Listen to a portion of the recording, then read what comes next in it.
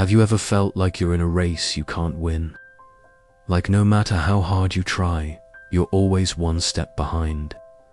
Today, we're diving into a story from the book of Genesis that's filled with rivalry, desperation, and surprising twists of fate. It's the story of Jacob, his two wives, Rachel and Leah, and a family drama that feels surprisingly modern. We're in Genesis chapter 30, a chapter that reveals so much about human nature and God's unseen hand at work.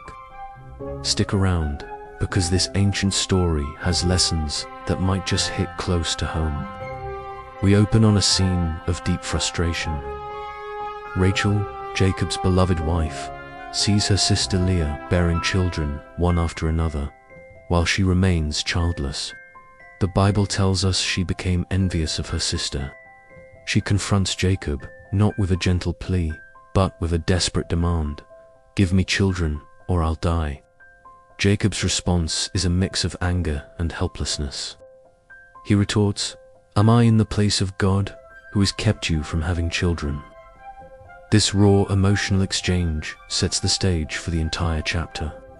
It highlights the immense cultural pressure to have children and the personal agony of infertility.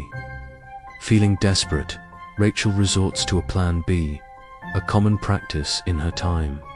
She gives her maidservant, Bilhah, to Jacob as a wife. She says, "Here is my servant Bilhah. Go into her, so that she may bear children on my knees, that I too may have children through her."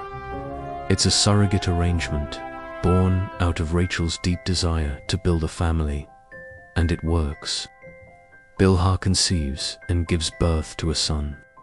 Rachel names him Dan, which means judged, declaring, "God has vindicated me.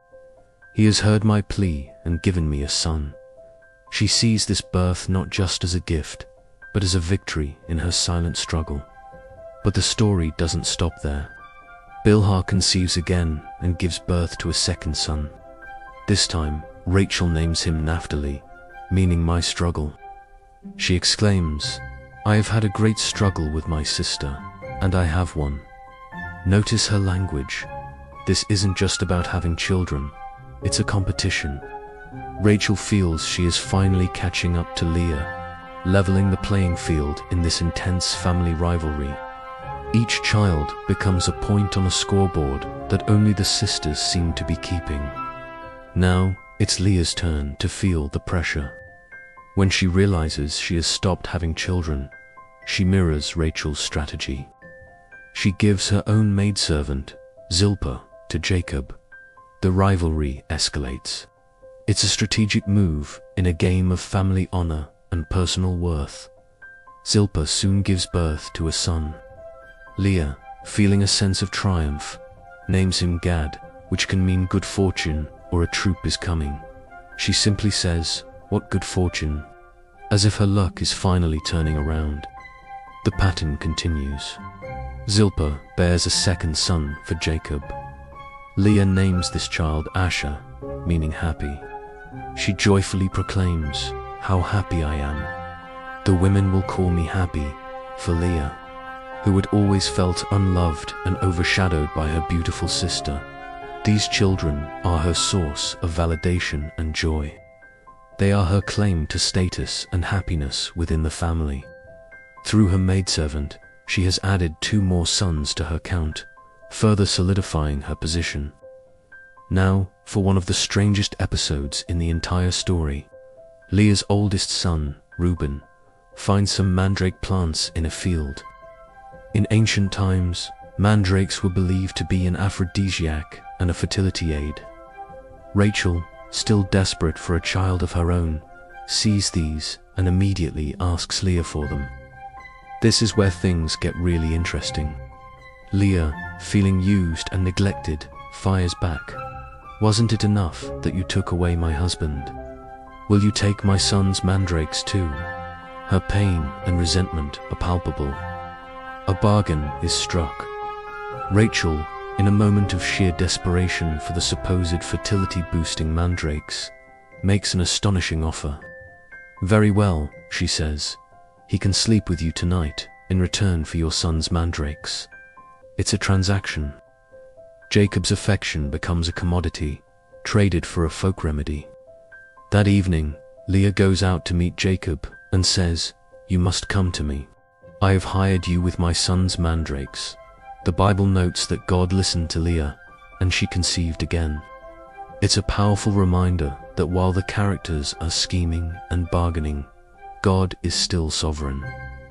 Leah gives birth to her fifth son and names him Issachar, which sounds like the Hebrew word for reward or hire.